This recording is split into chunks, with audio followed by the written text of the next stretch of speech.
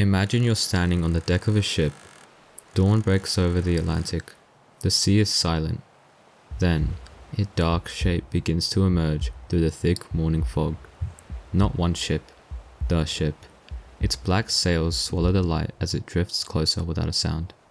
No warning, no cannon fire, no captain shouting orders.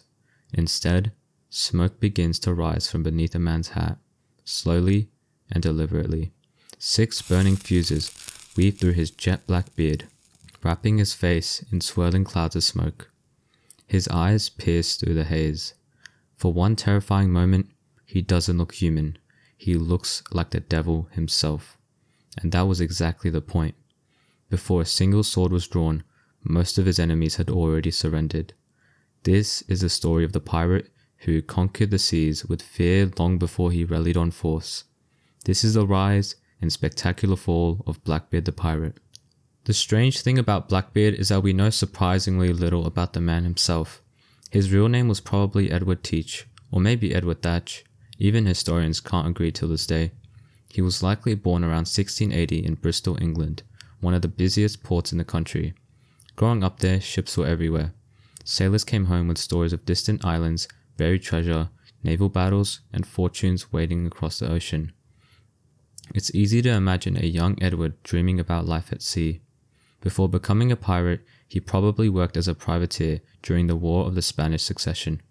Now, if you've never heard of a privateer before, think of it as a pirate who worked for the government. Britain would give captains permission to attack enemy ships, and whatever they captured could legally become their prize. It wasn't exactly honest work, but it paid well. Then the war ended.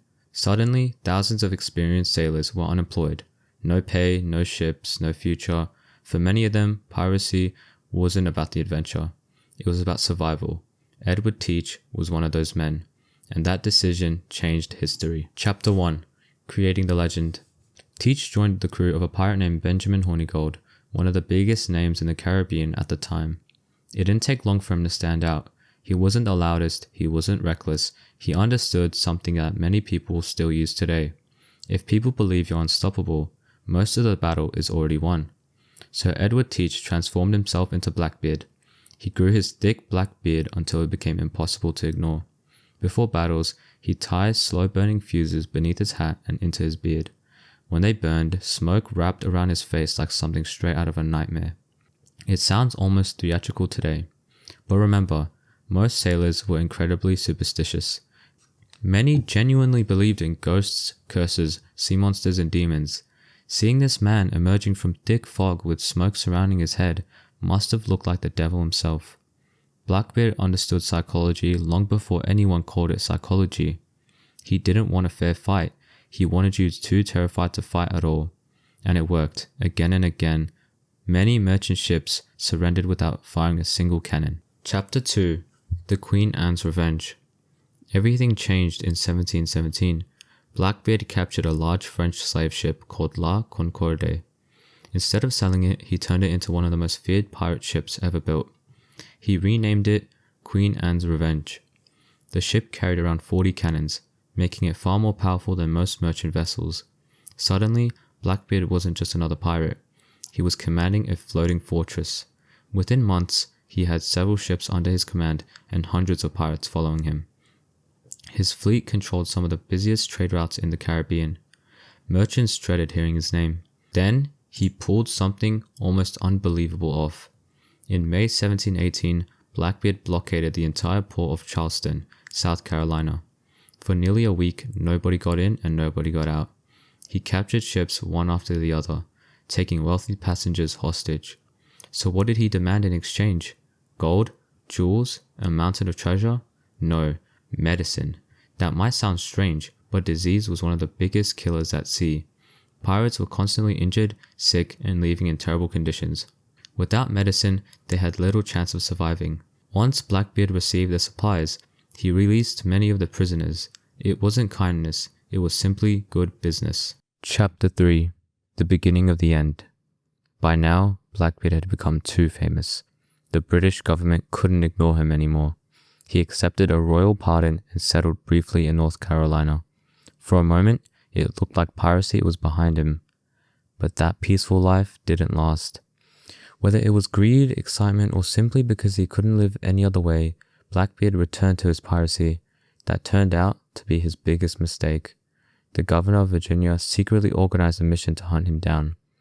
A young naval officer named Robert Maynard volunteered. Unlike the merchants Blackbeard usually faced, Maynard knew exactly who he was hunting, and he wasn't planning on running. Chapter 4: The Final Battle. On November 22nd, 1718, the two finally met near Ocracoke Island. Blackbeard opened fire first. Cannons ripped into Maynard's smaller ships. Several sailors were killed almost instantly. Things looked hopeless, but Maynard had a plan. He ordered most of his men below the deck, making it appear as though nearly everyone had died. Seeing what looked like an easy victory, Blackbeard boarded the ship with his crew. That's exactly what Maynard wanted. Suddenly, dozens of hidden sailors rushed onto the deck.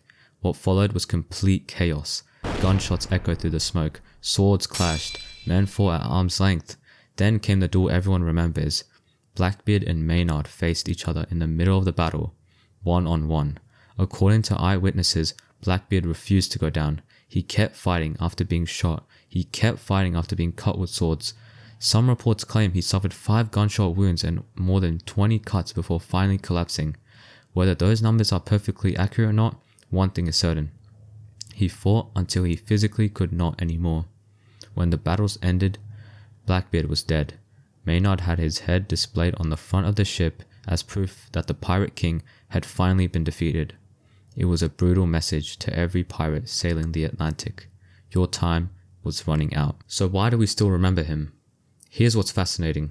Blackbeard wasn't the richest pirate, he wasn't the longest serving pirate, and he probably didn't capture the most ships. So why is he the one everyone remembers?